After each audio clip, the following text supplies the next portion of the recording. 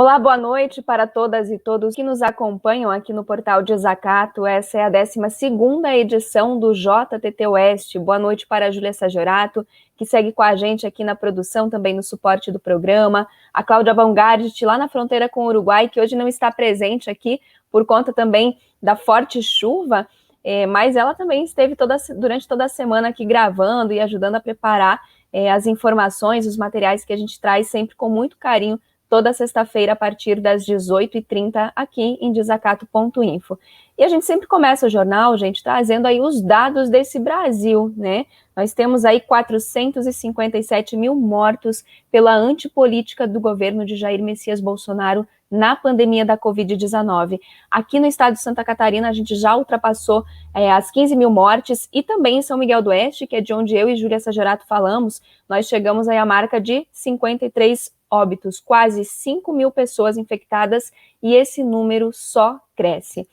Hoje também nós estamos trazendo essa edição do JTT Oeste gravada, porque tivemos o alerta aí de temporal. Na verdade, na semana passada, na sexta-feira, a gente já apresentou o jornal com vários problemas técnicos aqui, com falta de internet. Também tivemos uma situação bem complicada em toda a cidade de São Miguel do Oeste, muitas casas foram destelhadas, né?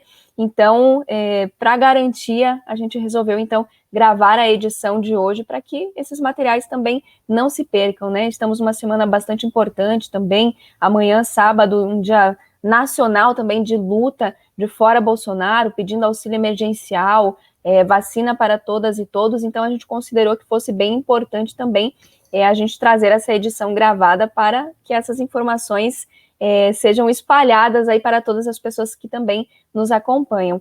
E como primeira coluna, então, a gente traz as territorialidades contestadas com o professor Nilson César Fraga, e hoje o tema é a festa do Senhor Bom Jesus, prenúncios de uma guerra. Vamos acompanhar.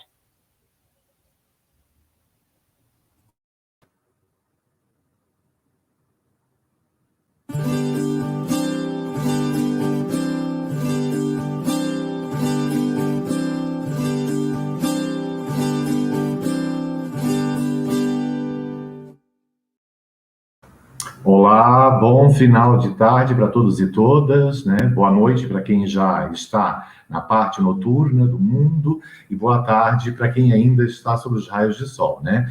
Hoje, na coluna, nós vamos tratar, né, dos elementos que são prenúncios do início de uma guerra na região do Contestado, ou seja, é o papel do Monge José Maria, não é? A reunião do povo caboclo na festa do Senhor Bom Jesus, no Taquara do Sul do Bom Sucesso, pertencente a curitibanos, né, na época do Contestado, e dos conflitos que envolvem, né, o surgimento do monge, a participação dele nessa festa, que vai gerar uma série de intrigas, né, entre os próprios coronéis da região.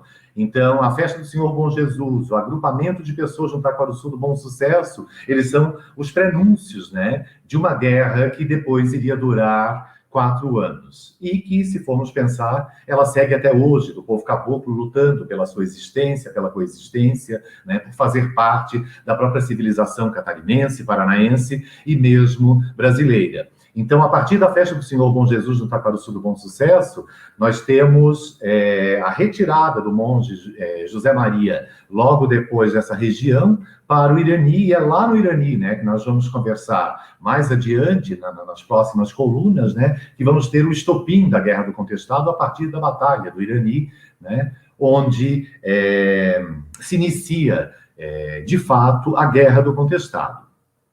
A questão de limites ela é bem anterior, já é uma guerra, né, não declarada e também declarada entre Paraná e Santa Catarina, mas a guerra civil camponesa, né, contra as forças do Exército, das polícias do Paraná, Santa Catarina, Rio Grande do Sul e as milícias, isso vai ocorrer depois desses eventos, que se somarão a 22 de outubro de 1912, né, que é o início formal da Guerra do Contestado. Essa batalha, então, é importante, a gente já falaram um pouquinho dela hoje, né, ela confrontou os adversários, né, de um lado, caboclos pobres, né, liderados pelo monge José Maria, o terceiro monge, né, que seriam dos curadores, rezadores, místicos, aconselhadores populares, né? Eu sempre digo que eles também eram psicólogos do povo que circulavam pelo sul do Brasil naqueles tempos.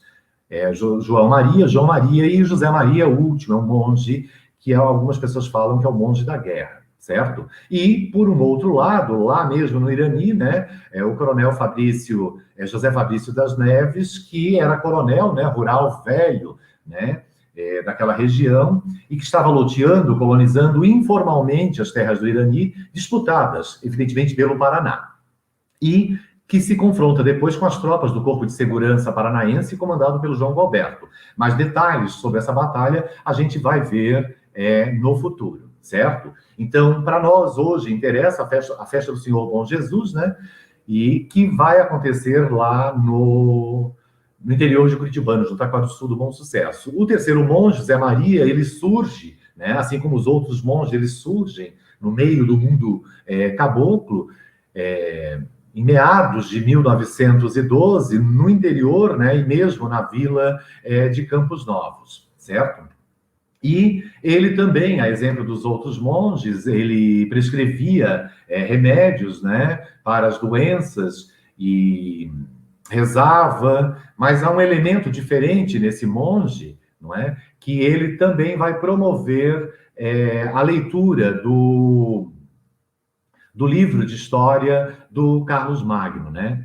Ou seja, de um grande imperador europeu que acabou contribuindo para a própria construção do mundo social caboclo a partir de um homem, né, a cavalo, de um herói europeu, sobretudo do cristianismo, que luta em defesa do povo. No caso, lá na Europa, né, do povo europeu e assim por diante, e do próprio cristianismo. Aqui no Contestado, alguns traços vão ficar marcados por conta disso, né? Então, esse território era um território que estava em disputa, né? E desde 1853, em Paraná e Santa Catarina, mas curitibanos e Campos Novos não estavam nessa discussão nesse momento, né? Como a gente já viu anteriormente, muito antes aparecia. Então, no início do século XX, né, nos sertões de Santa Catarina, surge o monge José Maria. Provavelmente ele aparece em 1911 em Campos Novos, daí depois ele caminha pelo sertão, né, conversando, dialogando com a população, levando a palavra de Deus, os remédios e as curas e assim por diante. E em 12 ele ressurge, né? Depois dessas caminhadas pelo sertão, em Campos Novos, ele é convidado para ir à festa do Senhor Bom Jesus no Taquara do Sul, não muito distante de Curitibanos, mas entre Curitibanos e Campos Novos, onde estava o monge José Maria, certo? Como eu disse, ele era um grande conhecedor das ervas medicinais, ele não era um homem vulgar, não é? Ele tinha conhecimento, não é? Talvez seja um conhecimento proto-científico, né? Ele era comedido, ele era cauteloso no falar, isso é bem interessante, mas acho que todos os monges perpassavam por isso, pela cautela, né?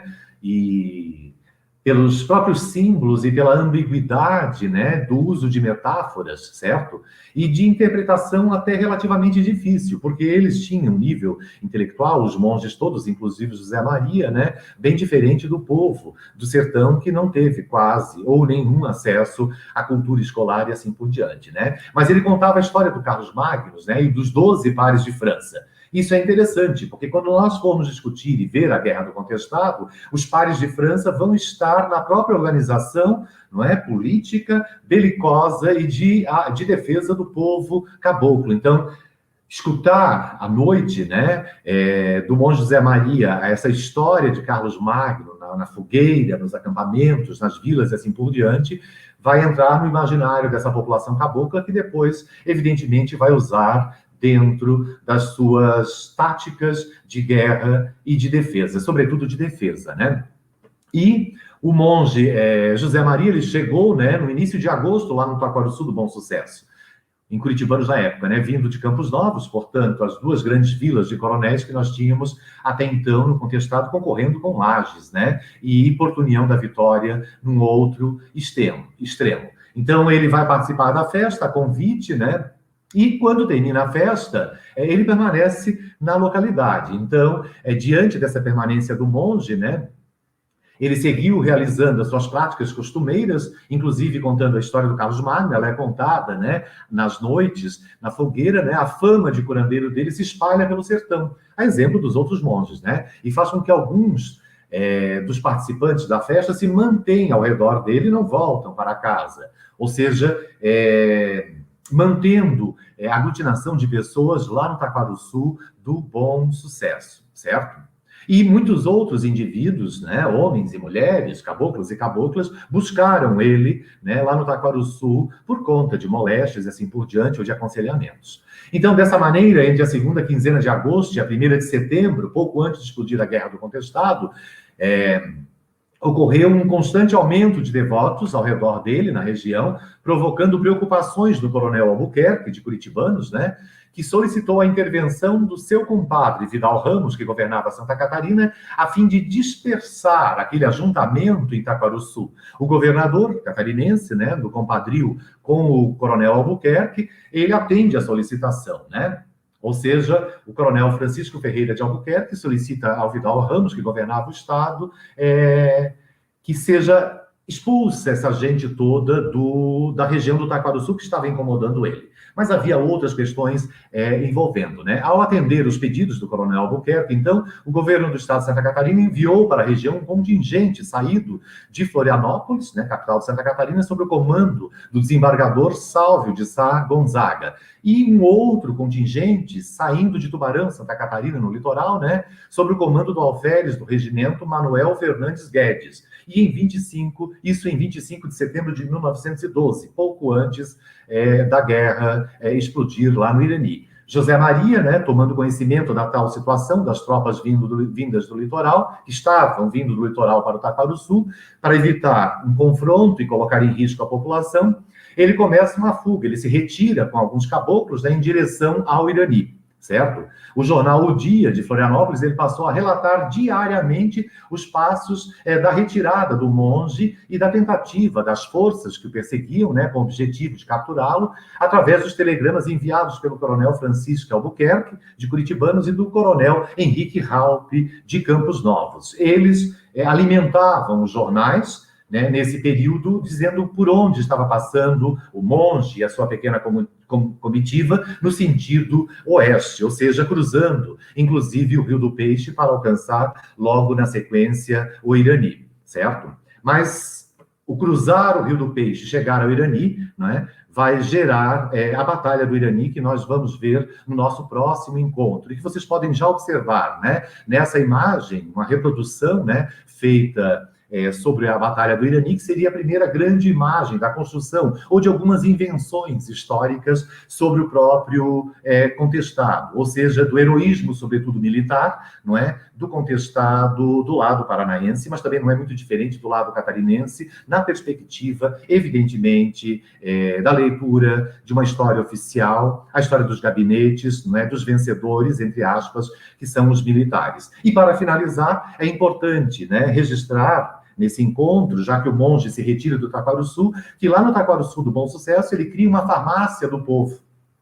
E essa farmácia do povo atendia a população, né, com ervas, com argilas para emplastos e com indicações medicamentosas. E essa farmácia do povo, né, criada por São João Maria, mais de um século depois, ela se transforma na Farmácia Popular do Brasil, uma política pública do governo federal, na época do governo Lula e Dilma, né, que distribuía remédio à população pobre com doenças pré-existentes no Brasil e que chegou a ter quase mais de 500 farmácias populares em todo o país, inspirada, podem ter certeza, na Farmácia do Povo do José Maria, que depois virou uma política pública no Brasil, a partir da própria concepção e do mundo, não é, sertanejo, do mundo caboclo, dos povos tradicionais e dos próprios monges. Mas a gente vai discutir, não é, sobre a Guerra do Contestado, explodindo no Irani, não é, depois desses prenúncios que se fizeram presentes na festa do Senhor Bom Jesus,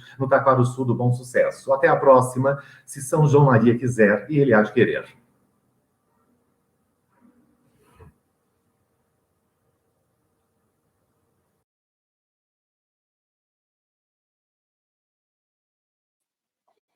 Nós vamos conversar agora com a vereadora Maria Tereza Capra, do Partido dos Trabalhadores aqui de São Miguel do Oeste. Maria Tereza, que já está aí nos bastidores. Maria, bem-vinda ao espaço da Outra Informação. Como está você, apesar da sessão de ontem? Conta pra gente. Oi, Cláudia, toda a equipe, Júlia e a todos que acompanham aqui o JTTOE.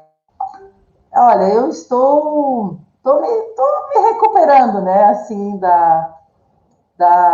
de toda a sorte de bobagens que a gente ouviu, para dizer bem a verdade, né? Mas estou assim, não, tô tranquila, acho que trabalhando para a gente conseguir mudar esse resultado agora na segunda votação, né? Tá certo.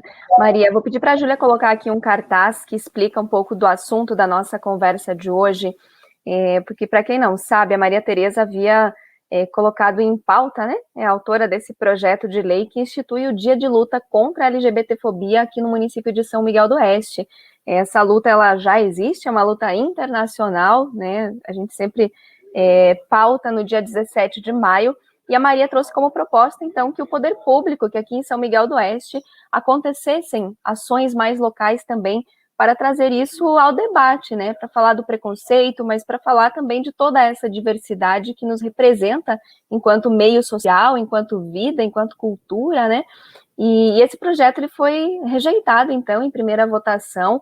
Eu gostaria de ouvir de você, Maria, antes de nós mostrarmos um pouquinho a fala, também a exposição dos vereadores, um pouco da importância, né? O porquê você considerou que esse projeto especificamente fosse importante, que houvessem essas ações mais a nível local aqui no município de São Miguel do Oeste, e também como foi receber esses nãos, né? Porque houve um empate aí na votação, e aí o presidente da Câmara quem decidiu e votou contra, né? O Vanirto. Então, como foi para você também, né, acompanhar esse processo também da votação e ouvir esses nãos, nem sempre baseados em argumentos? É uma situação, Cláudia, bastante assim difícil, né? Porque é um tema polêmico, vamos dizer, vamos tratar dessa forma, polêmico lá para a Câmara, né? É um tema que ainda é um tabu para a sociedade migueloestina, para a nossa sociedade regional. Nós estamos, em termos de luta, de organização, de debate, bastante atrasados, né? Se nós considerarmos outros municípios aqui de Santa Catarina, como Florianópolis, como o próprio Chapecó, né, que é aqui pertinho. Mas São Miguel existe uma população bastante significativa, a população LGBT. Essa população, ela existe, ela pode estar invisibilizada, mas ela existe. E esta população produz, trabalha, né? Em algum tempo teve, inclusive, uma festa, né, que reunia as pessoas, enfim, mas nunca houve, assim, de uma forma organizada, e nem mesmo, além dos espaços onde a gente tem levado o tema, né, para o indivíduo, né, para a pessoa começar a erguer a bandeira, fazer isso organizadamente, ou não também, individualmente, é mais difícil. Né? Mas isso existe, então são pessoas que existem, são pessoas de verdade, são pessoas reais, são situações reais. E essas pessoas reais, elas sofrem agressões reais, elas sofrem discriminações reais. Isso existe em São Miguel do Oeste, gente, sabe? Aqui não é o paraíso. Eu brinco que paraíso é um pouquinho adiante, né? Aqui, pertinho. Mas aqui não é o paraíso. Então, existem pessoas que são demitidas dos seus empregos por uma questão, por conta da sua orientação sexual. Existem pessoas que tiveram que ir embora de São Miguel do Oeste, né, para poder viver a sua transexualidade, por exemplo, né? Tem pessoas que estão amarradas em situações afetivas que não era aquilo que queriam e que sofrem. E essas pessoas, elas estão por aí, eu digo, né? Elas vêm aqui no consultório, no escritório de advocacia, elas vão nos consultórios dos psicólogos, né? São pessoas que sofrem. Tem aquelas que estão vivendo plenamente a sua vida, a sua homoafetividade, né? Mas essas pessoas também pensam, e essas pessoas também votam. Então, ou seja, não existe como não discutir esse tema no nosso município. E a Câmara de Vereadores é o lugar ideal para isso, porque nós fazemos as leis. Somos nós que apresentamos, votamos e fiscalizamos o cumprimento das leis. Então, a gente simplesmente não falar desse tema é não legislar, é não atuar para uma parte significativa da sociedade. Né? É um segmento da sociedade que está aí e que tem direitos. Né? Independentemente se nós estamos na pandemia, independentemente se nós estamos com problema de falta de água, né? As pessoas LGBTs, elas consomem água, elas também estão sofrendo pela falta de água, elas também estão sofrendo os reflexos da pandemia, elas também estão sofrendo a falta de emprego, mas com uma diferença dos heterossexuais. Elas têm uma condição sexual que, na grande maioria das vezes, não é aceita. Né? E mais, eu não vi até hoje uma pessoa sendo agredida por ser heterossexual. Agora, eu já vi pessoas sendo agredidas porque são homossexuais, né? Porque são, enfim, gays, lésbicas, né? Transsexuais, travestis. Isso a gente vê, né? É difícil que essas pessoas não conseguem, infelizmente, né? Chegar, inclusive, a acessar os serviços da polícia, né? Porque muitas vezes elas são, na grande maioria das vezes, até, são os estudos que a gente tem, elas sofrem violência da própria polícia. Então, isso não é um tema que a gente tenha que esconder, que a gente tenha que fazer de conta que não existe. Ele está aí. E o objetivo do projeto, primeiro, foi levar o tema para debate na Câmara. Né? Nós precisamos abrir isso, né? Sair do armário, como se diz, né? Na própria linguagem da diversidade. Né? Então, tirar esse tema do armário e colocar para a sociedade discutir, pensar e ter ações, políticas públicas para isso. Em 2017, Cláudia, eu apresentei uma moção de apelo ao prefeito Trevisan, para que fossem instituídas políticas públicas para a população LGBT. Eu tenho ela aqui, inclusive, né? É a moção de apelo, o pessoal quiser acessar no site da Câmara, pode pesquisar lá. Moção de apelo 025/2017. Se clicar lá nas minhas proposições, vai encontrá-la. Então, lá em 2017, para que fosse criado um programa de políticas públicas de combate à violência e à discriminação da população LGBT, aqui no município de São Miguel do Oeste. Eu não recebi nenhum, assim, acuso o recebimento da sua moção de apelo. Nada. Absolutamente nada. Não teve uma palavra, não teve uma vírgula, não teve uma inclusão no orçamento, não teve absolutamente nada. De 2017 para cá, o que a gente fez? Né? Nós começamos a trabalhar na construção de um coletivo. Então, para que seja além da figura da vereadora, né? Além do indivíduo Maria Tereza. Então, nós começamos a organizar esse coletivo. E hoje, a gente tem, né? Assim, estamos conversando, fazendo reuniões, né? E colocando isso também num espaço maior de debate, né? Embora nós já tenhamos, assim, em vários espaços, eu lembro bem, num Grito dos Excluídos, né, a nossa querida amiga Ana Paula, que pegou a bandeira LGBT, não sei se tu lembra, Cláudia, e passou com aquela bandeira, né, inclusive ela é uma jovem, né, fazia parte da Pastoral da Juventude do Meio Popular, se não me engano, né, companheira de vocês.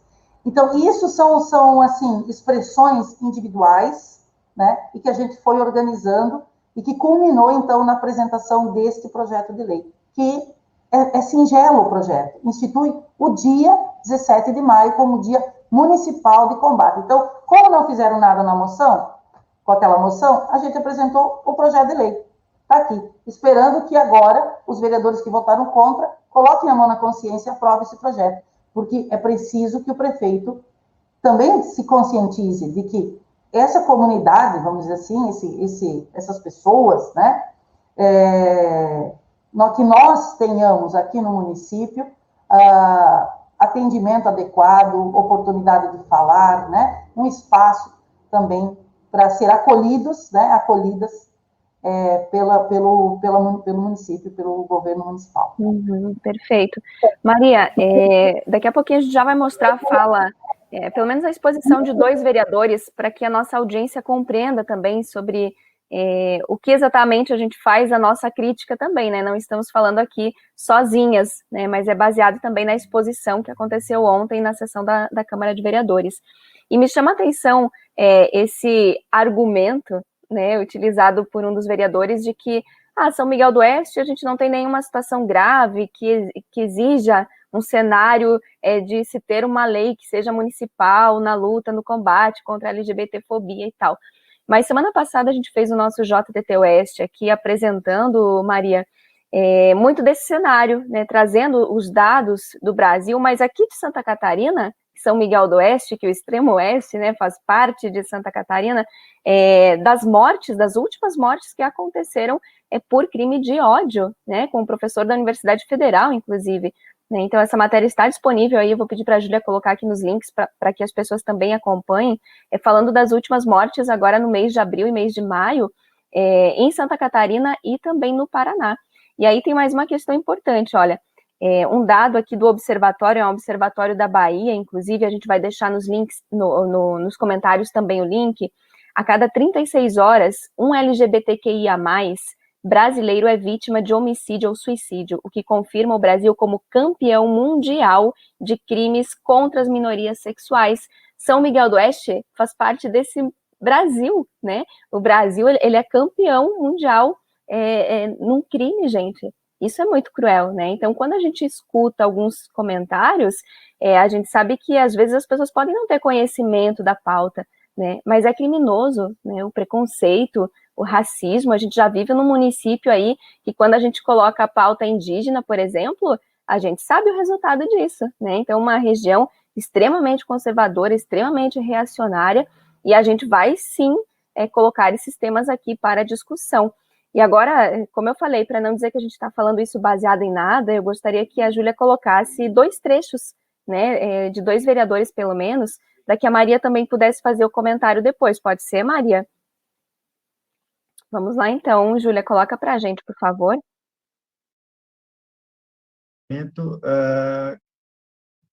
Contrário ao presente projeto, tá? Não contrário às pessoas, até porque tenho amigos que fazem parte. E a questão das siglas, eu sei que é algo que está surgindo muito, mas o grupo em questão é muito mais do que a sigla ou a alteração nesse sentido. Todos os grupos são muito mais do que isso. Mas o meu posicionamento contrário é baseado no que eu falava antes. A gente, às vezes, por mais que a vereadora tenha tido a melhor das intenções, e tenho certeza que ela teve, com certeza, eu vejo que a gente fica, às vezes, criando muitas leis de situações que já existem, e de situações, já tem o Dia Mundial, já tem essa abordagem no Estado, a gente fica reiterando situações. Entendi o posicionamento até da vereadora, que seria para que o município fizesse mais ações ainda nesse sentido, mas eu, na minha posição, vejo que isso não tem essa necessidade. Reitero meu respeito às pessoas, reitero, como disse antes, até tenho amigos e pessoas fantásticas, de um caráter, o vereador Gica até colocou antes, exemplar, com orientação diferente, mas outra situação, eu não vejo no nosso município algo dessa gravidade toda, de criarmos um dia especial contra a LGBTfobia. Pelo menos, posso estar errado, mas eu não vejo essa força tamanha no nosso município para que a gente tenha que ter uma abordagem nesse sentido.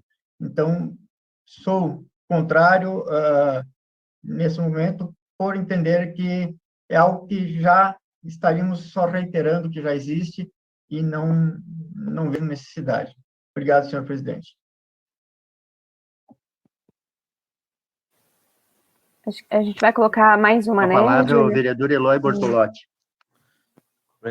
Cumprimentar o senhor presidente, Vanirto Conde, cumprimentar os demais colegas vereadores e vereadoras, aos internautas que acompanham através das redes sociais. O PPI já deve ter se desligado, mas cumprimentar os ouvintes. Em relação ao projeto, né, comentei hoje de manhã com a vereadora Maria Tereza, tem o meu posicionamento.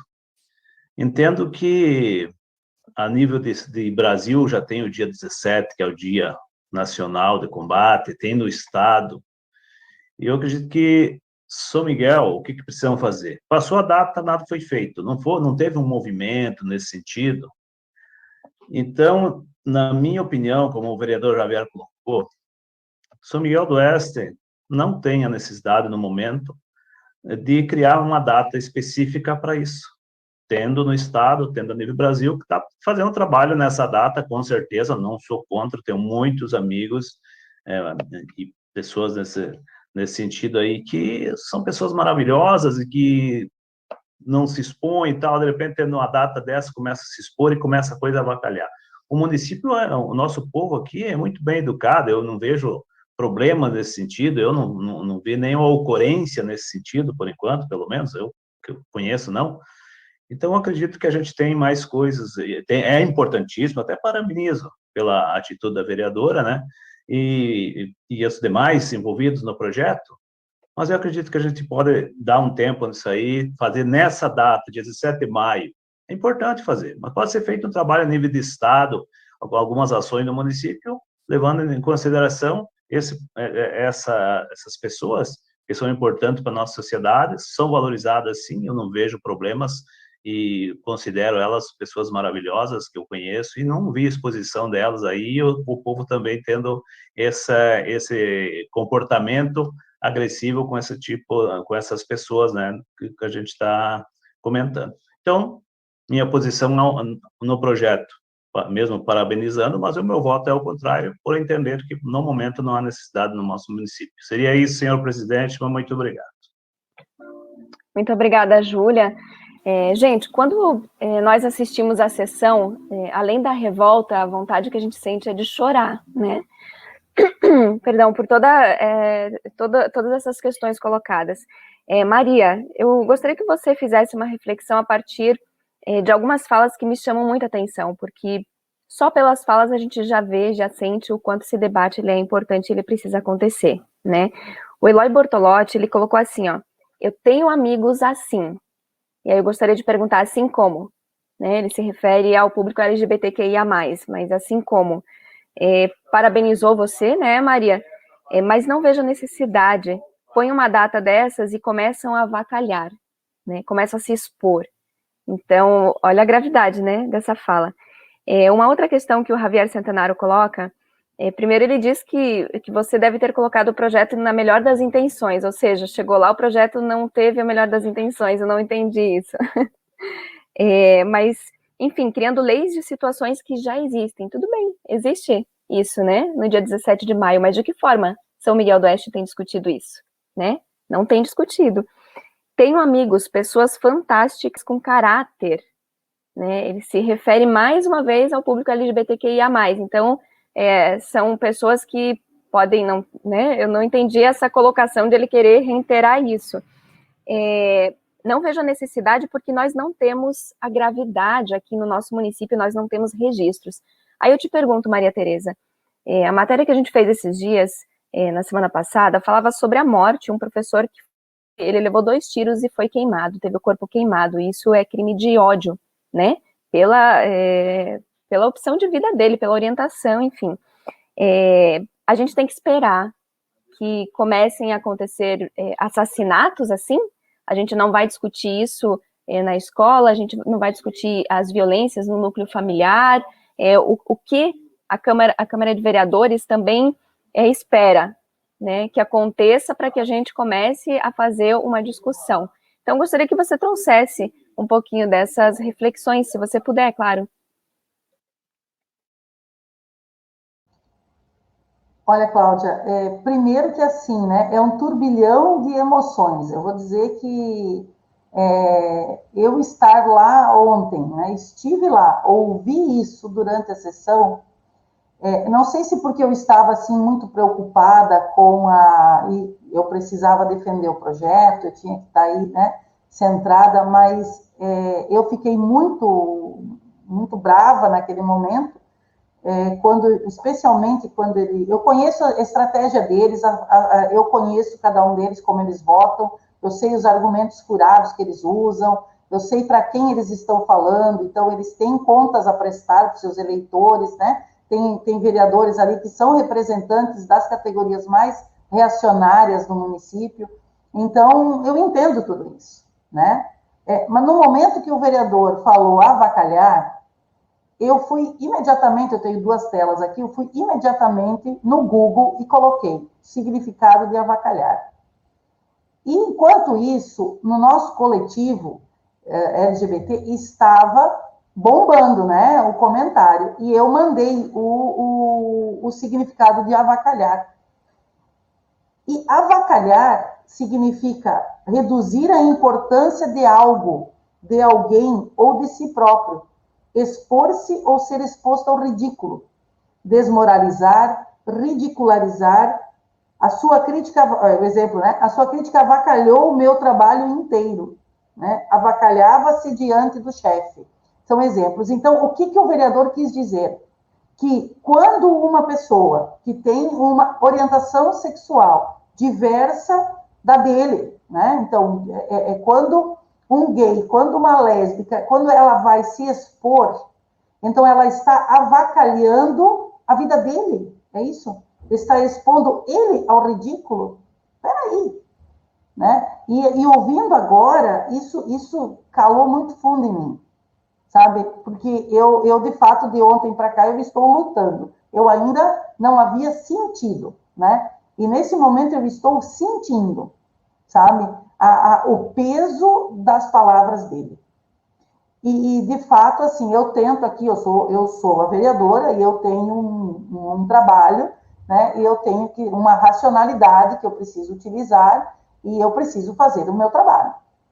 Agora, eu também sou um ser humano.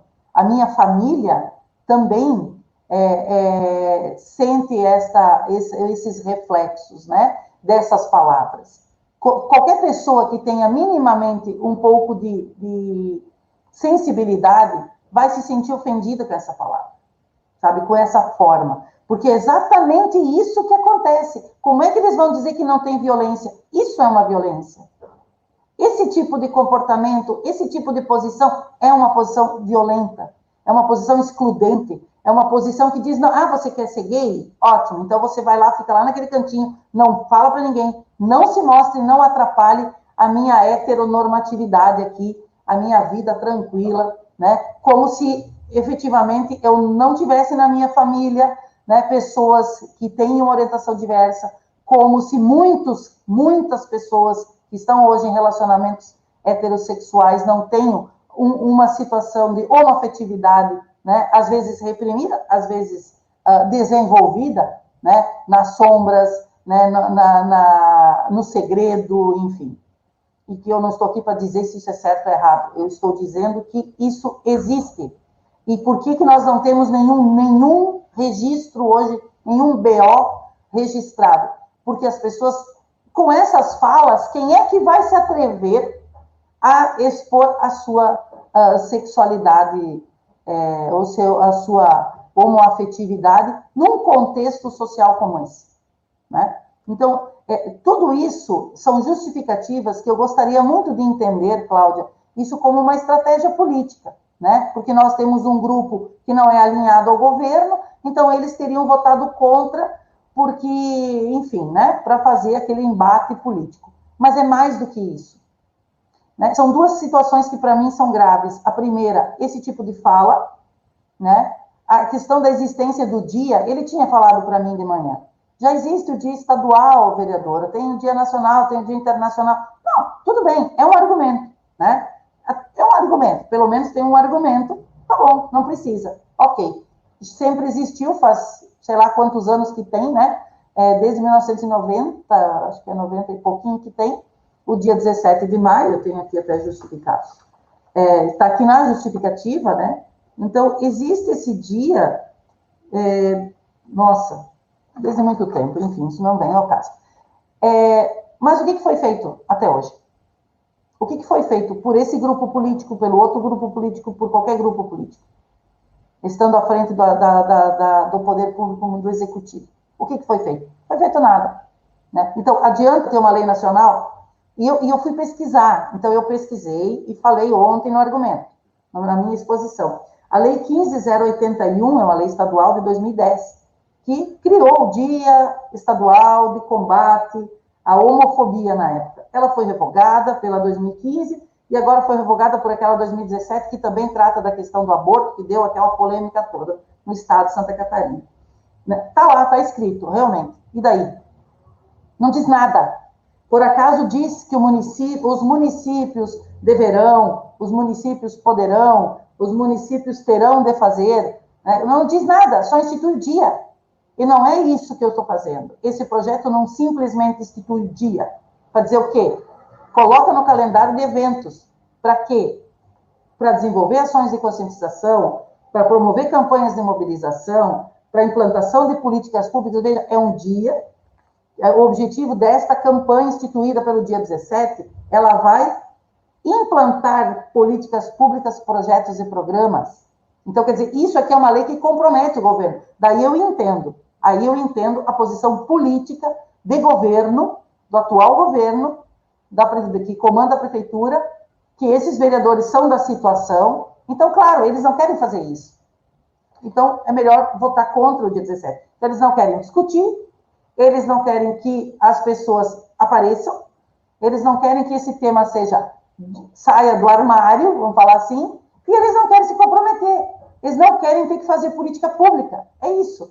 Enquanto isso, as pessoas sofrem, as pessoas morrem, as pessoas estão no serviço de saúde, as pessoas estão no CAPS, as pessoas estão em todos os lugares com problemas, sofrendo violência institucional, violência psicológica, violência física, violência patrimonial, e ninguém... Ou seja, eu até tenho amigos assim, mas eles são gente boa. Os meus amigos, eles até são, sabe? Então, quer dizer... tem caráter.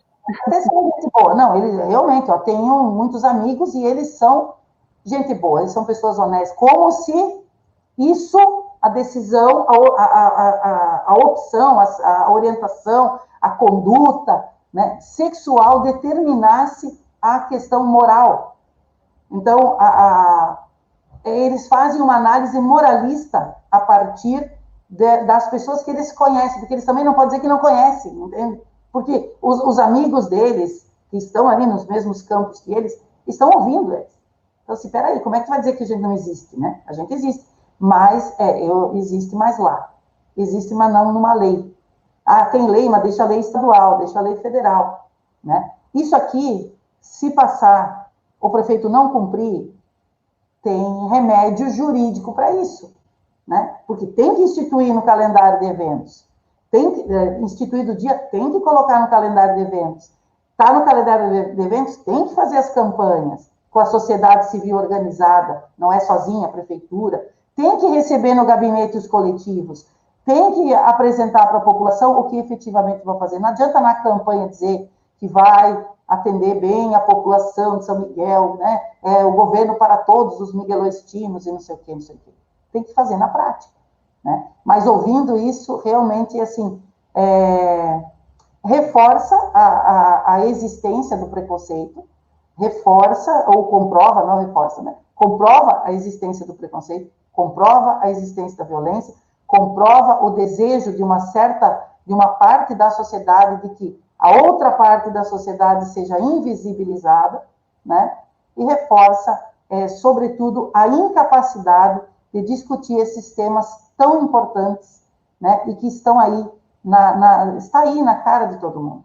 Claro. E, infelizmente, Cláudia, assim, não sei se infelizmente, acho que felizmente, as novas gerações estão tendo um comportamento diferente.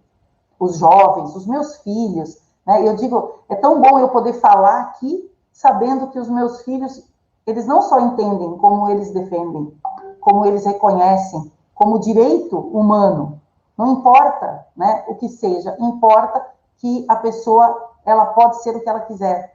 Então, ontem mesmo, eu perguntando para o Arthur, lá na Câmara, né, na frente de um colega vereador, na frente do Gica, eu disse, pergunta aí, Gica, para ele, o que ele pensa.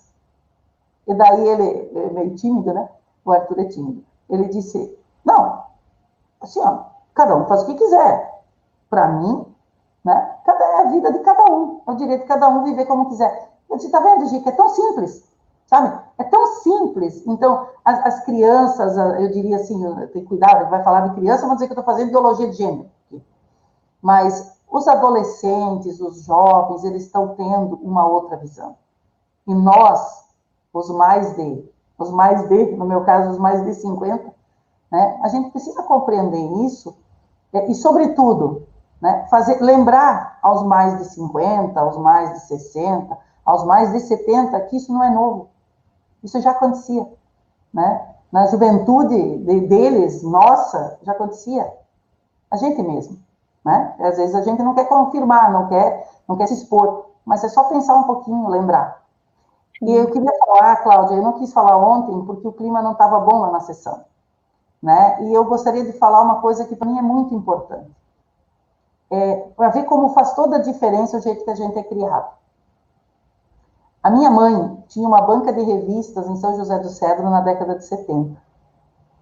E ela dizia para mim, né, eu já adolescente, já adulta, aqui em São Miguel, ela dizia assim, fazem tanta polêmica disso aí, né, ela falava assim, isso sempre existiu.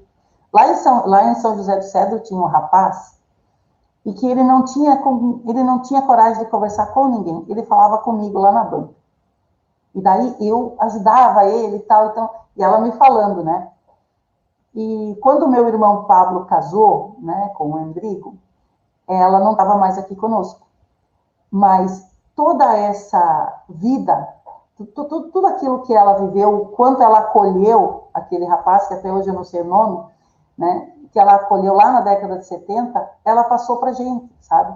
E a gente consegue entender, consegue se reconhecer, consegue lutar e consegue estar aqui hoje falando para vocês uma história que para nós assim como é que diz, um retrato de família, como é que fala, né? Uma recordação de família.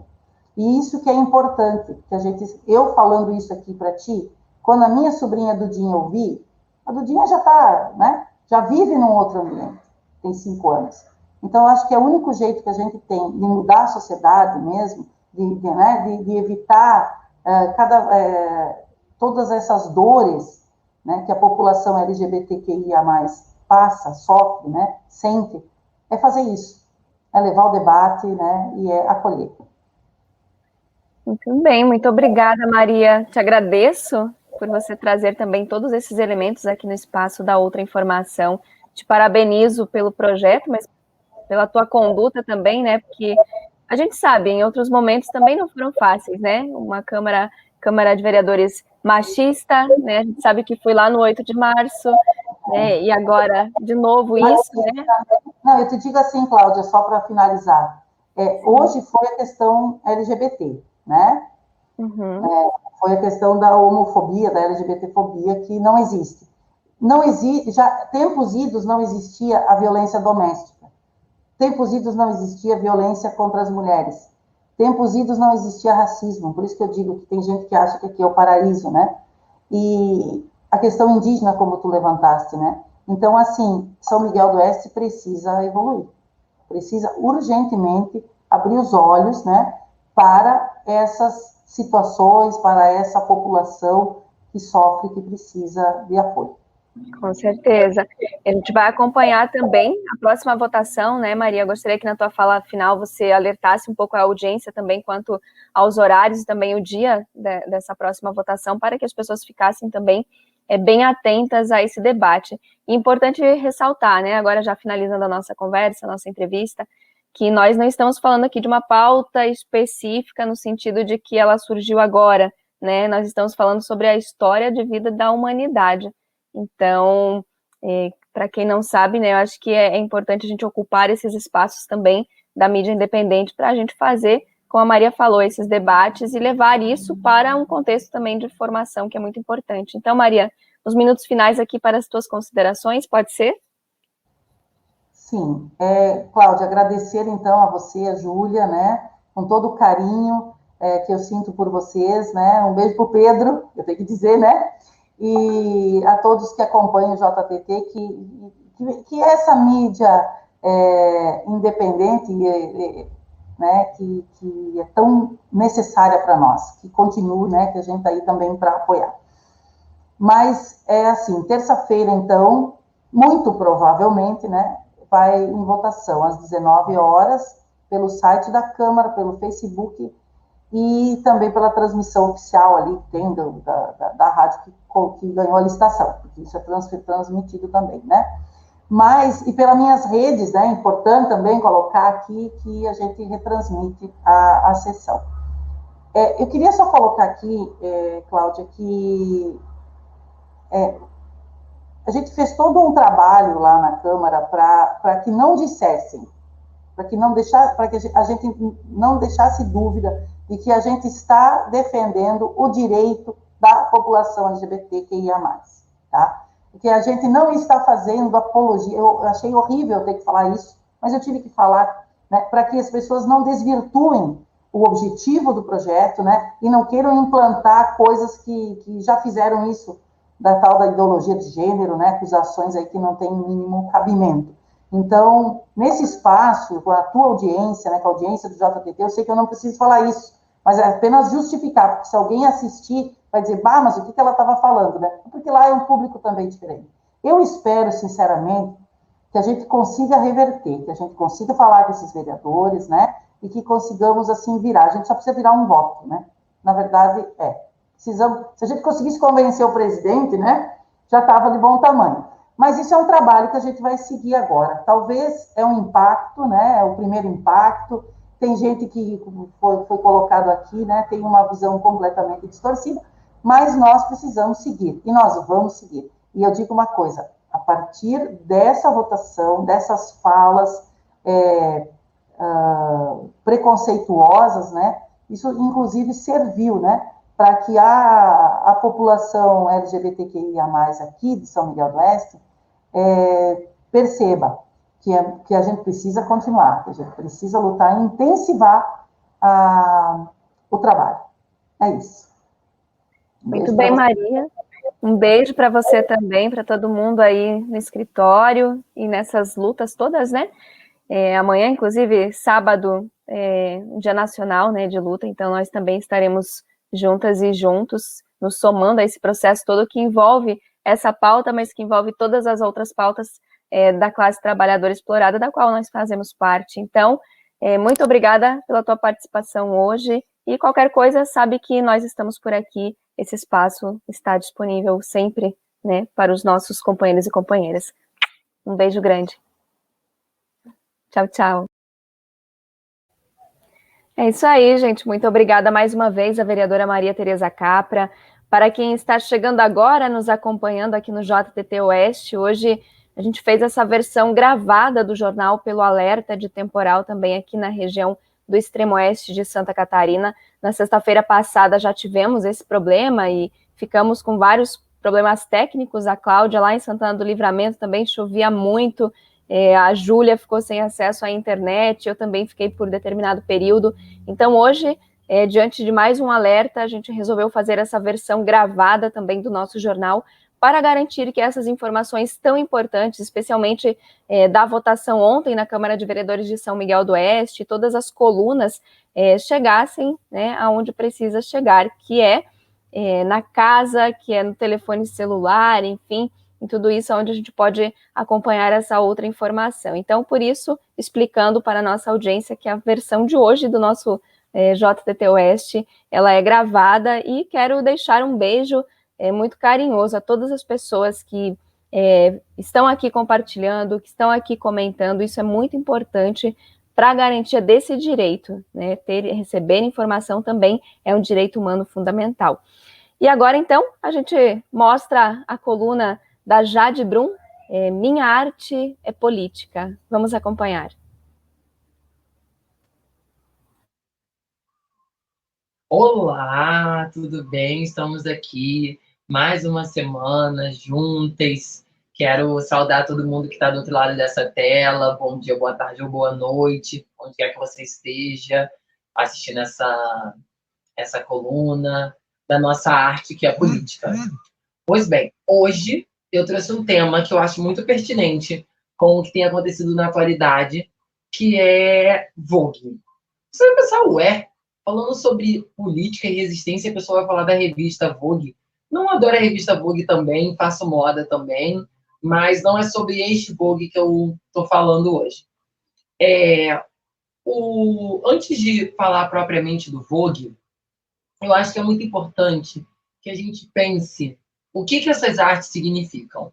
E aqui, pensando arte e política, junto, né, a arte e a política, elas se juntaram e tiveram 2 filhos, que é a cultura e a resistência. E que estão totalmente ligadas à arte e à política, né? Então, cultura e resistência é algo muito interessante para a gente pensar. E tem várias artes que elas são advindas, que são também filhas da cultura e resistência, como samba, como o sertanejo, como o axé, como alguns ritmos latinos, várias expressões que adviram o carnaval, várias expressões e manifestações de arte que vieram através dessa resistência, o cordel também, no Nordeste, então, que tem a ver com cultura e resistência.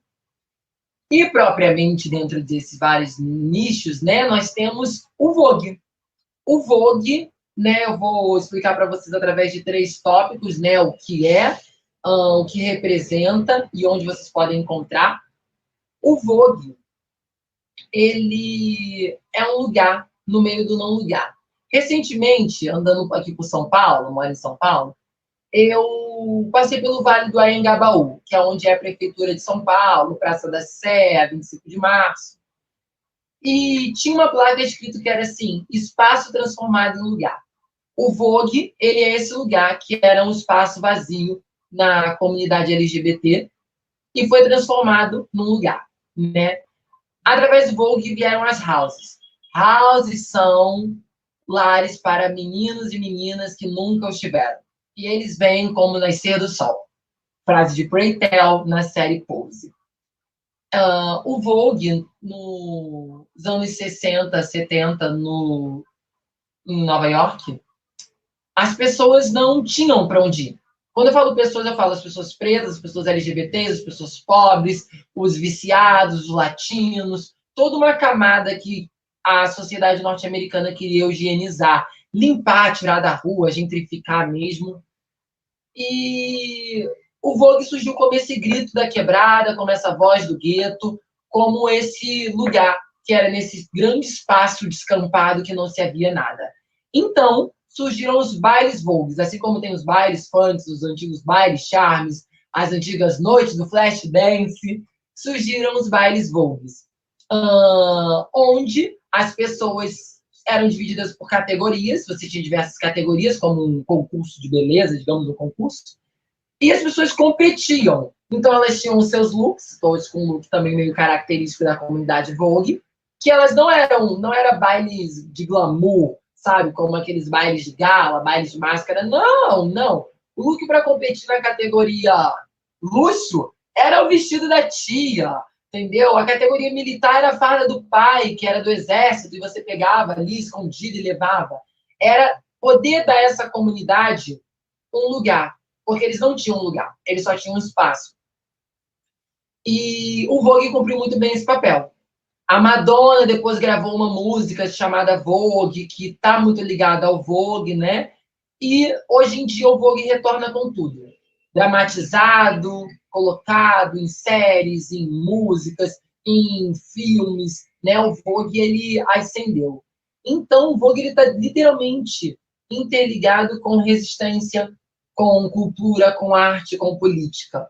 Porque dentro dessa comunidade começaram a surgir casas, que são esses lugares que recebiam as pessoas, né? Porque os LGBTs eram principalmente colocados para fora de casa, então mulheres transexuais e travestis mais velhas pegavam suas casas, sabe? Diziam, ó, você vai morar comigo, você vai ser meu filho, não vai se prostituir, não vai usar droga, vai usar camisinha, porque naquela época, né, tava o boom da AIDS, e você vai ter um lugar no mundo. E aí começaram a surgir as houses, começaram a surgir muitos formatos. E pensando que o Vogue representa, nós damos um salto, chegando até 2021, que é esse ano. Recentemente, o projeto Vogue CCO ficou em 3º lugar no edital de cultura da Lei Aldir Blanc em Chapecó, no meio de 119 projetos, e é um projeto que propusia alguns bailes vogues em Chapecó. Infelizmente, a pandemia nos atingiu e tivemos que mudar esse projeto. Eu estou muito participante dentro desse projeto e eu acho muito válido trazer ele aqui e mostrar, porque o Vogue ele trabalha um pouco de tudo. Esse projeto acabou virando um documentário, uma websérie, que está disponível na internet, e são 6 episódios, que vai trabalhando um pouquinho de cada coisa. Dança, linguagens, família, cultura, história, né? E foi um projeto proposto pela House R, né? A maior casa Vogue, né, de Chapecó, e é um projeto muito bonito, que tem o depoimento de diversas pessoas, diversas corpas, LGBTs, não LGBTs, pessoas brancas, pessoas não brancas, pessoas de diversas idades, sabe? A gente gravou em vários lugares, e eu acho muito importante trazer isso e publicitar isso ao mundo, porque o Vogue, ele mistura essas artes. Inclusive, lembro que, agora me falha a memória o título do artigo, mas estava dizendo que essa é uma característica muito própria. Ah, não era o título do artigo. Inclusive, no episódio da própria série, o professor Cláudio Claudino, doutor da Universidade Federal da Fronteira Sul, ele fala sobre isso, que o movimento LGBT ele tem essa característica de abarcar mais lutas do que a própria luta em si. O movimento LGBT se junta à luta feminista, se junta à luta preta, se junta à luta do MST, e o Vogue é isso. E nesse momento de retrocesso que o nosso país vive, de estagnação, de ataques a muitas camadas, principalmente a cultura, eu acho importante a gente evocar e invocar o nome do Vogue, que traz esse amarrado, esse compilado de coisas e mostra que a população tem direito à vida, os pretos têm direito à vida, os LGBTs têm direito à vida, os marginalizados, os migrantes nacionais e internacionais têm direito à vida, e não só a vida com abundância. Um lugar no mundo, um lugar para se expressar, um lugar para você poder dançar e expressar os seus gestos, a sua manifestação, das suas corpas, como você queira, sabe? Brincar com o seu próprio corpo através dos movimentos. O Vogue é isso. O Vogue é um lugar para todos nós. Seja você quem quiser. Acredito que hoje um pouquinho da cultura Vogue está presente em qualquer lugar. E eu termino deixando aqui onde você pode encontrar. Você pode encontrar no Instagram, né, a página da Ballroom Chapecó, né? Ball de baile, room de sala, sala de baile de Chapecó, onde tem todo o projeto, com as fotos, com os referenciais, com as figuras lendárias de Chapecó, com as mães e pais, toda a formação, a história do Vogue, né? Todos esses elementos sociais. E lá também na página vocês são direcionados para o YouTube, onde tem os vídeos gratuitos, 6 episódios, onde vocês podem encontrar e assistir, degustar dessa série, aprender, ampliarem ainda mais o hall cultural, corroborarem, porque sempre há um espaço no Vogue para todo mundo. Os vídeos estão aí disponíveis. Dia 28 tem o lançamento do outro episódio, finalizando com o dia 30, o último episódio. Eu agradeço poder estar aqui mais uma vez. Eu agradeço poder usar da minha corpa e desse espaço para poder falar e mostrar o que é o Vogue, poder mostrar um pouco dessa cultura que também vive em mim e que é toda nossa. Um beijo, até a próxima e aguardo vocês. Muito obrigada, Jade, por todo o carinho, né, todo o empenho que você sempre tem aqui com a gente do JTT Oeste, em estar gravando, né, essas colunas. Quero dizer que a Júlia falou antes assim, a gente tem que providenciar ainda a vinheta da Jade, né, e exatamente, nós temos trabalhado nisso também, é um processo, né, toda vez que temos algum colunista novo por aqui, a gente vai construindo também, né, toda essa parte mais estética também das vinhetas, todo um trabalho que a Júlia Sajorato, que a Cláudia Baumgardt também fazem aqui na nossa produção do programa. Então, muito em breve, a Jade também terá uma vinheta muito bonita para nós apresentarmos nas sextas-feiras.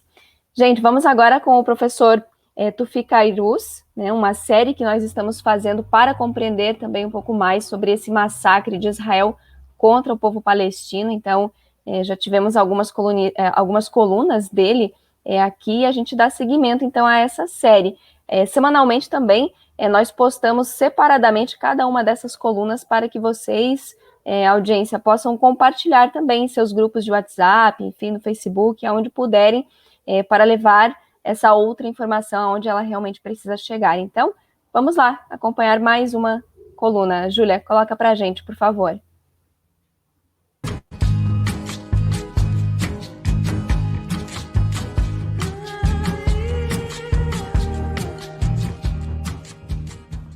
Olá, amigos da JTT Oeste.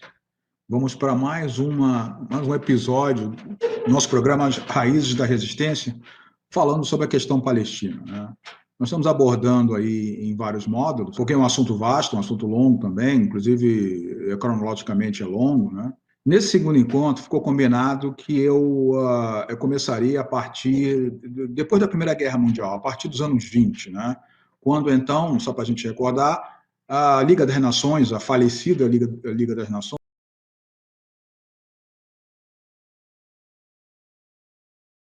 das Nações Unidas, né, da ONU, ela concedeu aos britânicos o mandato da Palestina.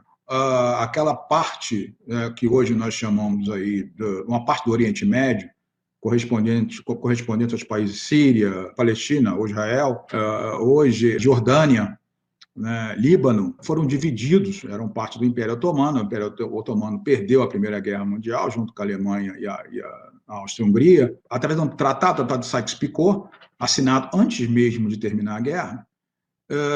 Essa área foi dividida em esferas de influência, uma parte para a França, outra parte para a Inglaterra, e depois a Palestina, a região correspondente à Palestina histórica, ficou sob mandato britânico, concedido pela Liga das Nações, como eu falei. Já falei também do Tratado de Balfour, que foi uma espécie de documento, digamos assim, certidão de nascimento do projeto sionista, né, que é os ingleses, o Império Britânico, concedendo a um povo na Europa uma terra que não lhe pertencia. Então, partir já da premissa aqui do mandato britânico na década de 20. Tá? E o que é interessante é que os britânicos colocaram para ser o representante deles nesse mandato britânico na Palestina, um cidadão, né, um lord inglês de origem judaica. Né? Já começa o problema por aí. Então, é um projeto sionista, um projeto de judeus europeus, como eu falei, e o mandato britânico, o representante do mandato britânico na Palestina é justamente uma pessoa envolvida diretamente com o projeto sionista. Tá? Mas as coisas assim vão muito devagar nesse sentido, daqueles planos, né, dos sionistas comprarem terras, adquirirem terras na Palestina, é muito devagar. Tá? Ele não vai na velocidade, de repente, que eles esperavam. Como eu falei, muitas terras na Palestina eram terras, grandes extensões de terra, habitadas por camponeses que lá viviam há gerações e que trabalhavam para senhores. É mais ou menos um sistema quase feudal, tá? Pode-se falar isso mesmo, sistema feudal de terra, de ocupação de terra, em que essas famílias viviam lá por gerações, desde sempre, e que muitas vezes os donos dessa terra, a quem era dado essas terras, né, concessões pelo Império Otomano, Igreja Católica, inclusive, Igreja Católica Armênia, Igreja Católica Maronita, Igreja Católica Ortodoxa, seja lá qual fosse, e os proprietários nem ficavam lá. Eles moravam fora da Palestina. Inclusive, muitos que eu sei, né, particularmente, moravam na região que depois se tornou o Líbano.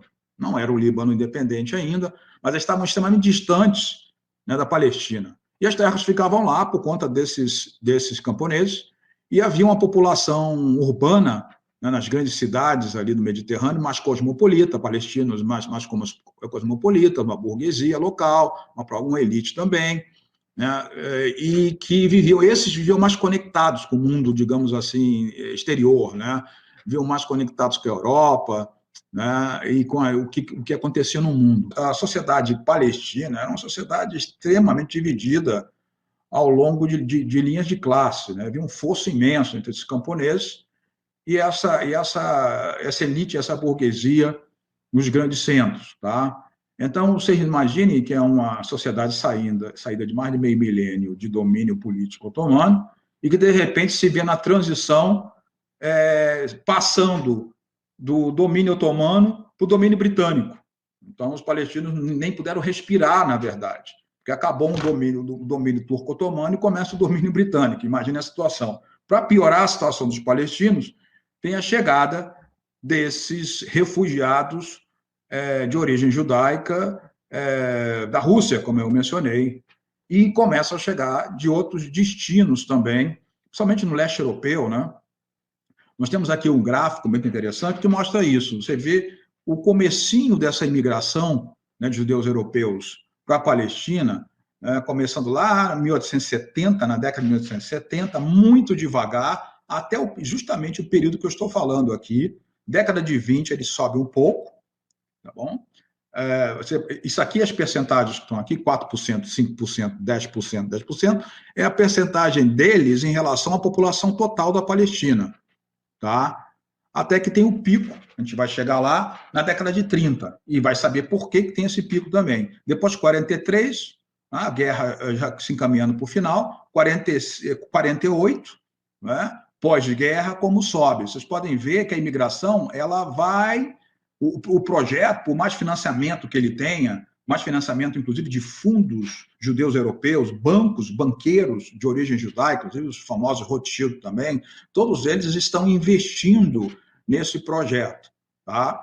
E vocês podem ver que ele realmente sobe a partir dos anos 30, a gente vai saber por quê. Então, nos anos 20, né, e já começam os primeiros choques também. Os palestinos não demoram muito a perceber que alguma coisa ali, alguma coisa errada está acontecendo. Chegam como refugiados, chegam em momento nenhum comentando sobre a agenda deles, ou os planos dele a longo prazo na Palestina. São refugiados como existem refugiados hoje, em qualquer parte do mundo, tá?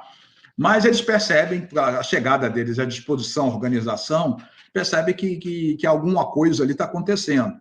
E começam os primeiros choques. Há primeiros choques ali, depois da Primeira Guerra Mundial, os palestinos reagem, mas os britânicos, eles patrocinam, de certa maneira, isso, né? E como eles têm um domínio político ali, um mandato concedido por eles, fica muito difícil para os palestinos, já tinham dificuldade de se mobilizar, como eu falei, era um povo divididíssimo, em termos de classes sociais, um povo que vivia durante tanto tempo sob o domínio de um império, passando por domínio de outro. Havia uma tremenda dificuldade de se organizar politicamente, e no meio de uma invasão, vamos dizer assim, só que não é uma invasão declarada.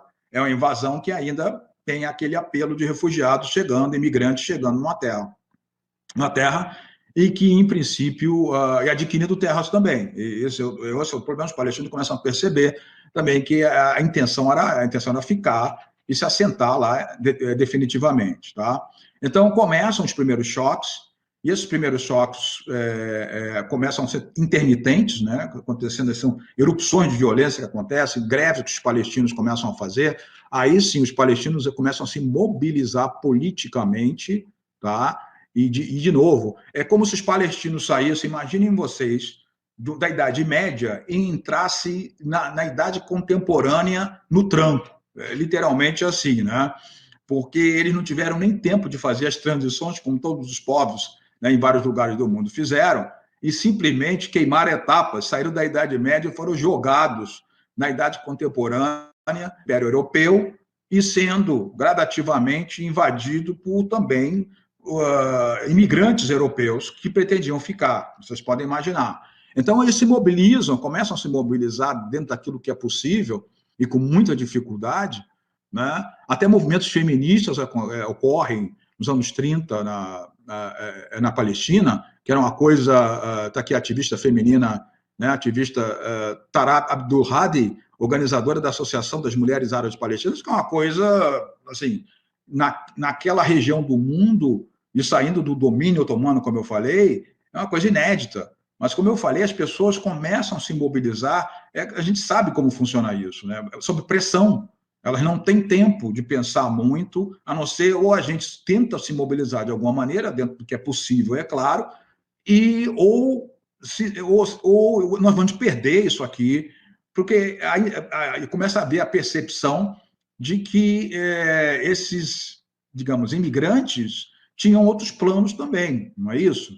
E outra coisa que eu quero ressaltar aqui é a tremenda desproporção, digamos assim, de meios, não só meios financeiros, como outros meios também que a gente não pode contar, mas são extremamente importantes, que é pessoas que vêm da Europa, né, que viveram sempre na Europa, têm uma percepção de mundo muito mais sofisticada, né, muito mais abrangente, né, com muito mais conhecimento que aquelas populações palestinas. Eles vêm imbuídos de uma doutrina e vêm radicalizados pela doutrina sionista, pelo projeto sionista, e imbuídos assim de uma vontade fanática de realmente fazer aquele projeto acontecer, custe o que custar. Estavam mais aptos, mais organizados, né? Tinham uma visão de mundo muito mais sofisticada que os palestinos, e, portanto, os palestinos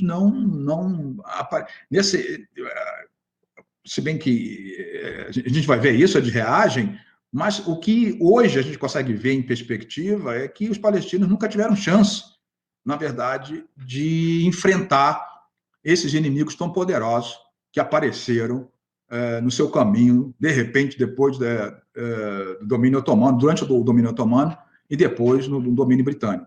Aqui a gente vai falar da revolta árabe. E aí sim, na década de 30, a imigração aumenta consideravelmente. Só fazendo um parênteses aqui, a imigração aumenta, judeus europeus imigram em grande número para todos os lugares na década de 30. Não era para a Palestina. A Palestina era um dos destinos que eles procuravam refúgio diante da situação que começa a ficar tensa na Europa. Tá? A maioria vai para os Estados Unidos, inclusive, nem vai para a Palestina.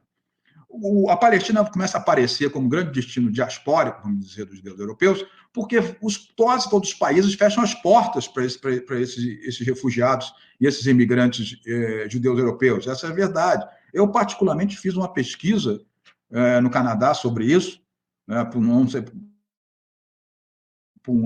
não sei. A mim foi dado a tarefa de pesquisar, por exemplo, o que aconteceu com a imigração de judeus europeus na América Latina.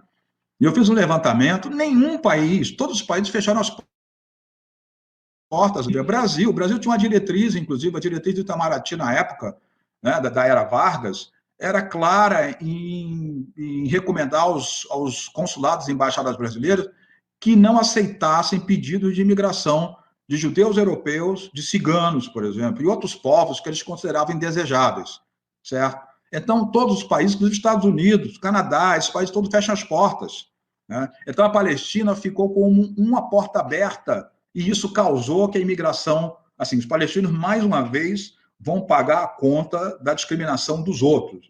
Isso é uma das coisas mais impressionantes nisso tudo.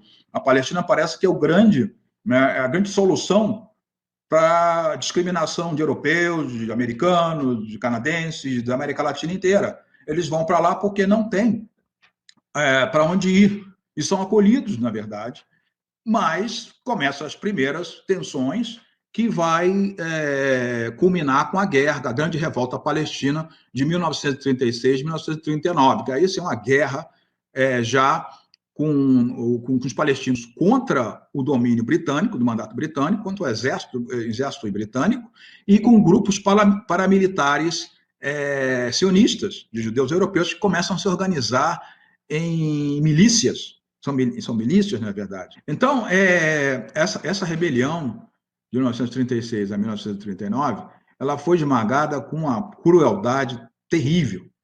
E ela vai, na verdade, isso é muito pouco falado, tá? Isso sou eu. Começa a perceber ali, do modo que ela foi esmagada, do modo que ela foi reprimida, pode-se perceber claramente um modus operandi que os sionistas vão usar depois também. Vem os comandantes britânicos ali, eles inovam, podemos dizer assim, em termos de repressão, tortura dos palestinos que são presos, rebelados. As milícias paramilitares sionistas também se organizam junto com eles. Né? Eles são repelidos de uma forma em guerra moderna, guerra contemporânea, né? Que eles não estavam habituados, e com uma crueldade tremenda. Inclusive com crueldade mesmo, métodos de tortura inovadores, os britânicos falavam na época, né, e juntamente, vocês estão vendo aqui uma foto dos rebeldes palestinos, tem uma mulher no meio aqui, outra mulher também ali na trincheira, vocês veem que a participação das mulheres, toda a lenda sionista que será depois propagada pelo mundo inteiro, os palestinos já faziam isso na década de 30, que são as mulheres tentando defender a sua terra junto com os homens lado a lado ali, e numa sociedade, eu estou chamando a atenção para isso, extremamente conservadora, né, até ontem para eles, né? Vocês veem que isso aí obrigou que os palestinos começassem a ter uma consciência, né, política e de questão de gênero, inclusive, na marra, pode-se dizer assim, e de repente, né, isso vai dar para eles depois vai dar uma grande diferença dos palestinos na organização deles, que eles foram obrigados pelos acontecimentos a se organizar e dessa maneira, como eu falei para vocês. Então, essa revolta reprimida com uma tremenda crueldade de violência ainda inédita, inclusive, na Palestina, porque os palestinos não tinham ainda sentido o peso aí da repressão britânica a esse ponto. Essas milícias vão se aproveitar disso, vão combater do lado dos britânicos, inclusive aprendendo técnicas e tudo isso que vão ser usadas mais tarde contra os palestinos. E a revolta é esmagada. E aí, sim, o grande momento depois é a Segunda Guerra Mundial. Começa a Segunda Guerra Mundial, os acontecimentos, mais uma vez, na Europa, vão ser determinantes nos destinos dos palestinos a milhares de quilômetros da Europa. Nós todos sabemos, o Holocausto, o que acontece na Europa, causa um êxodo, né, de judeus europeus da Europa, imigrando para vários lugares. De novo, as portas se fecham, mesmo depois da Segunda Guerra Mundial, ainda os países não recebem em grande número esses judeus europeus. Eles são continuam, mesmo com os acontecimentos na Europa, continuam indesejáveis e continuam as portas fechadas para esses imigrantes que vão encontrar seu destino em grande número na Palestina, tá?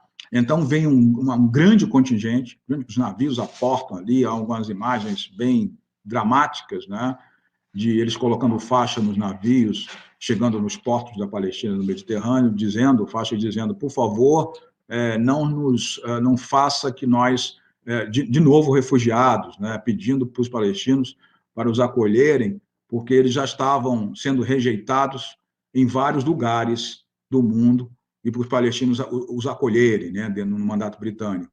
Então, diante disso tudo, eles são acolhidos na Palestina, obviamente com a aprovação dos ingleses, que tinham ainda o domínio político do mandato britânico, né, era o governo, na verdade, ali, chegou em grande número, e logo depois de 45, nós temos aí, sim, vem a situação escala, o número aumenta consideravelmente de imigrantes judeus ali, e de terras também, que eles tentam, como eu falei, adquirir, daquela estratégia que eu falei para vocês, mas é interessante isso, até o primeiro conflito, né, começa em 47, e depois a guerra de 48, a quantidade de terra, mesmo com recursos vindo da Europa e com tudo isso, era mínima, né? A quantidade de terras era mínima, as terras adquiridas, era uma percentagem baixíssima, uma coisa entre 1% e 4%. Tá? Sim, e sobre o livro branco, há outras questões também que talvez pelo tempo a gente não vai poder entrar em detalhes. Tá? A comissão Peel, do Lord Peel, que foi lá ver a situação na Palestina, e que, na verdade, lançou as bases depois que o projeto sionista vai se aproveitar desse parecer desse político britânico que foi lá ver a situação em loco, né, e já dá a ideia que vai fazer uma partilha extremamente injusta para os palestinos, né, que o que irá efetivamente ocorrer depois, tá? Os palestinos percebem claramente que a situação saiu do controle, e que certamente o que viria são medidas injustas, como medidas injustas ocorreram até aquele momento. Tá? Então, em 47, tem a famosa Assembleia Geral da ONU, que decide, né? E isso é outra coisa interessante que a gente tem que frisar também, que a partilha ela foi sugerida pelas Nações Unidas, ela não foi em momento nenhum, a ONU não tinha condição de dar coisa nenhuma para ninguém, né, porque não detinha, né, a propriedade daquelas terras. A ONU sugeriu a partilha, mas uma partilha extremamente injusta para os palestinos, porque dava aos sionistas mais da metade da Palestina, né, sendo que eles eram uma minoria, ainda uma minoria lá em relação aos palestinos. Então, seria o caso de dar a maior parte da terra para uma minoria, e os palestinos iriam já repartir a terra, que era totalmente deles, e ficar com a menor parte, sendo maioria. Tá? Por isso que foi um dos motivos que foi rejeitada. Ela foi rejeitada, se fala muito disso, é um ponto muito lembrado, dizer que os palestinos e outros países árabes rejeitaram a partilha, mas a verdade é que a partilha ela foi extremamente injusta. Se olhar na perspectiva de hoje, eu diria que talvez os palestinos tivessem, talvez, decidido por algo diferente. Acontece que, naquele momento, na situação que eles estavam, eles achavam aquilo profundamente injusto, claramente injusto, e, portanto, eles não concederam.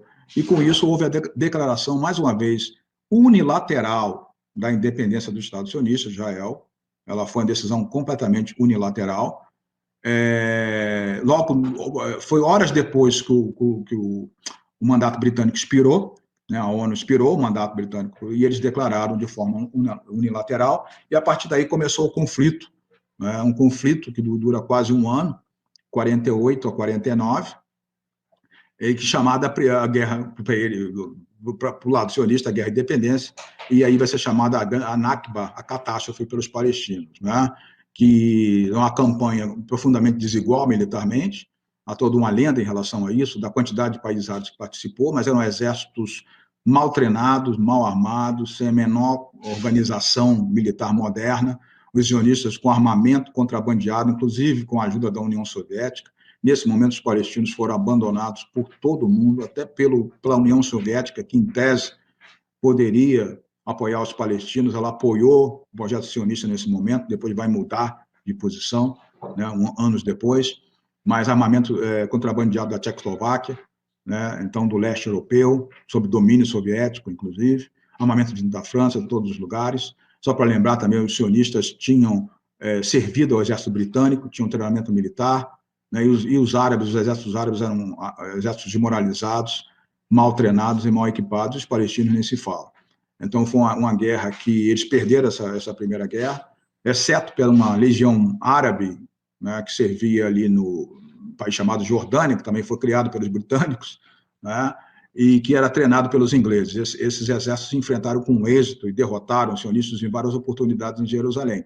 Mas, na verdade, era um exército totalmente controlado pelos britânicos, fazia o que eles queriam, né?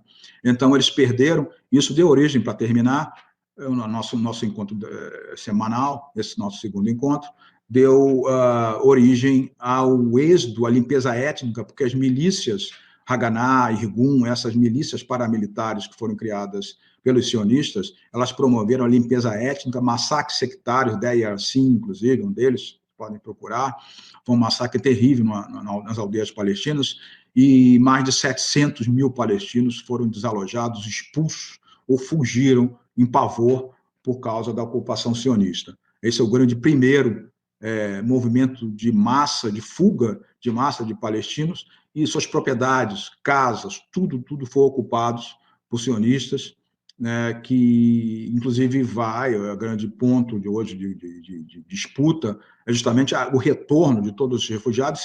Foi a primeira, tá? Vai haver outros movimentos também de expulsão, a gente vai falar de outros momentos, uma guerra de 6 dias, mas esse foi o primeiro, né? Eles aumentam o território, inclusive, que a ONU teria sugerido como que seria o Estado judeu, né, por ocupação militar, né, e o refúgio e a fuga dos palestinos para os países vizinhos, tá?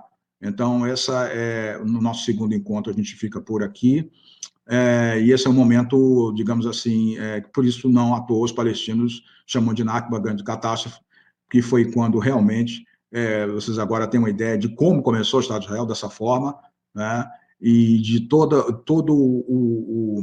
a falta de apoio aos palestinos, e de todas as partes, inclusive, sem exceção, né? Os palestinos foram literalmente abandonados à sua própria sorte e para um grupo ou organizações que estavam com muito mais condições, em todos os sentidos, de vencer qualquer conflito militar e impor o seu projeto à força para essas populações palestinas que pouco puderam fazer e se defenderam naquilo que foi possível para eles fazer na ocasião. Tá? Nós nos vemos no próximo encontro, e aí nós vamos falar o pós-Nakba, né, nos anos 50 já, e vamos até a Guerra dos 6 Dias, que é outro momento crucial para se entender esse conflito e os acontecimentos no Oriente Médio. Obrigado.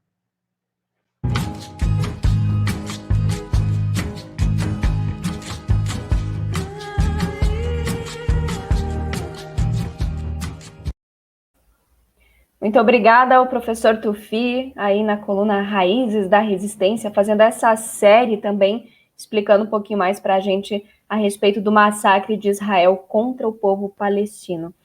A gente vai agora com a coluna Caboclada em Ação, do educador popular Gilson Carlos Souza. Coloca aí para a gente, Júlia, por favor.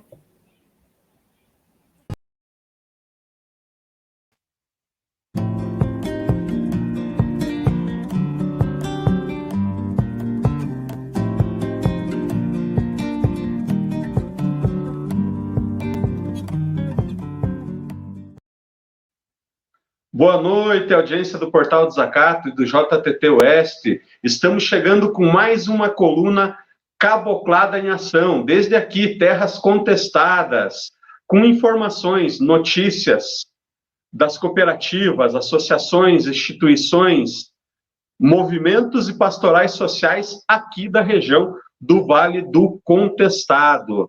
Vamos falar de notícia boa que acontece em novembro. Em novembro, o Departamento de Geociência e os grupos de pesquisas, Laboratório de Geografia, Território, Meio Ambiente e o Conflito e Observatório da região do Contestado, do Centro de Ciências Exatas da Universidade Estadual de Londrina, promovem entre os dias 3 e 5 de novembro desse ano o primeiro Congresso Internacional de Turismo Rural. O evento será realizado juntamente com outros 3 eventos, todos relacionados às ruralidades. O 12º Congresso Brasileiro de Turismo Rural, o 3º Congresso da Guerra do Contestado, Congresso Brasileiro da Guerra do Contestado, e a 37ª Semana de Geografia da UEL. O tema do Congresso Internacional é muito pasto e pouco rastro no meio rural, com uma série de debates sobre a cultura cabocla de Santa Catarina e também do Paraná, a qual está em constante ameaça devido ao avanço da monocultura nas regiões caboclas. O Congresso reúne pesquisadores de 15 países da América Latina, além de Portugal e Espanha. Os 4 eventos relacionados terão chamada para submissão de trabalho científico, além de palestras durante os 3 dias. Os congressos serão realizados em parcerias com a Universidade da Extremadura da Espanha, com a Universidade Estadual do Norte do Paraná, Universidade Estadual Paulista Júlio de Mesquita Filho, Universidade do Oeste do Paraná, Universidade Federal do Mato Grosso do Sul, além do Grupo de Estudos e Pesquisa de Turismo no Espaço Rural, Campus Rosana e Instituto Ibero-Americano de Turismo Rural. Algumas instituições da região do Vale do Contestado estão contribuindo com o evento. São elas: Fórum Regional em Defesa da Civilização e Cultura Cabocla do Contestado, Associação Cabocla Filho do Contestado de Timbó Grande e Associação Cultural Coração do Contestado, do Trombudo do Contestado. O evento será gratuito, inclusive com o objetivo de incentivar a participação desses trabalhadores rurais e associações que pensam as ruralidades e o turismo rural em todo o nosso país e fora do país também, tendo em vista que o evento acontecerá pela internet. Vamos seguindo com notícia boa, com informação boa. Na próxima quarta-feira, dia 2 de junho, nós teremos mais uma edição do programa Cidadania Cabocla. Nós vamos estar recebendo o professor e artista plástico Fábio Malikoski. Isso mesmo, Fábio Malikoski, para prosearmos sobre a sua pesquisa Rosas, Rezas e Rosários, bens imateriais e materiais da cultura cabocla como patrimônio cultural do povo do contestado. E a gente também vai prosear com o professor Fábio sobre o trabalho dele em xilografuras, né? Agenda aí, pode agendar. Quarta-feira, 2 de junho, às 20 horas, aqui no Portal Desacato. Vamos encerrando, então, mais uma coluna Caboclada em Ação. Eu me despeço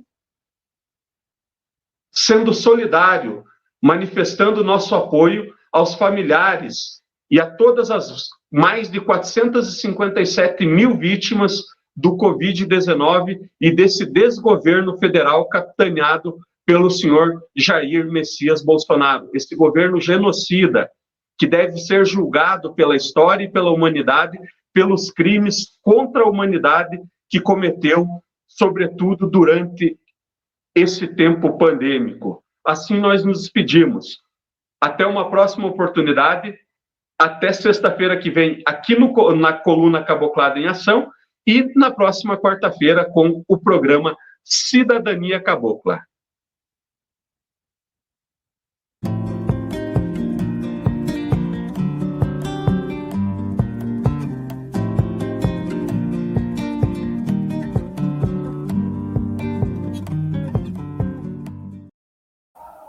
Muito obrigada ao companheiro Gilson. Já vou aproveitar essa última fala aí do Gilson para dizer que amanhã, Dia Nacional também de luta, de fora Bolsonaro, de vacina já para todas e todos, né? Essa exigência também pelo auxílio emergencial ao povo brasileiro. Então, nós aqui em desacato.info estaremos transmitindo, né, todas as informações sobre essas mobilizações pelo Brasil e também aqui em São Miguel do Oeste, onde deve acontecer um ato a partir das 10 horas da manhã. Para saber aonde será esse ato, vou dizer para vocês, né? Acompanhem amanhã que a gente estará também divulgando. Domingo, gente, 11 horas da manhã, dia de Palavra Nua, temos a foto aí, Júlia, para a gente mostrar também para a nossa audiência, com a liderança indígena o Valdecir Oliveira Santos, então, contando um pouquinho da história também do Todo Imbu, falando da luta por esse território, né, dos povos indígenas. E às 20h30, além do programa Palavra Nua, que sempre vai ao ar às 11 horas da manhã no domingo, às 20h30 a gente conta com a coluna do professor Carlos Weimann, as crônicas dos viajantes, as histórias de Inayê. Então, tudo isso vocês acompanham aqui no Facebook do Portal Desacato, também no nosso YouTube, pelo Twitter, seguindo a gente no Instagram, todas essas informações estão sempre por ali disponíveis. Muito obrigada à audiência, todas e todos que nos acompanharam até aqui. Obrigada a Cláudia Baumgardt e a Júlia Sajorato, que durante toda a semana também trabalharam na produção desse programa. A Júlia que está aqui no suporte técnico. E a gente volta a qualquer momento, sempre que for necessário. Lembrando, fora Bolsonaro genocida e ditadura nunca mais. Um beijo grande, gente. Até mais. Obedecemos a luta!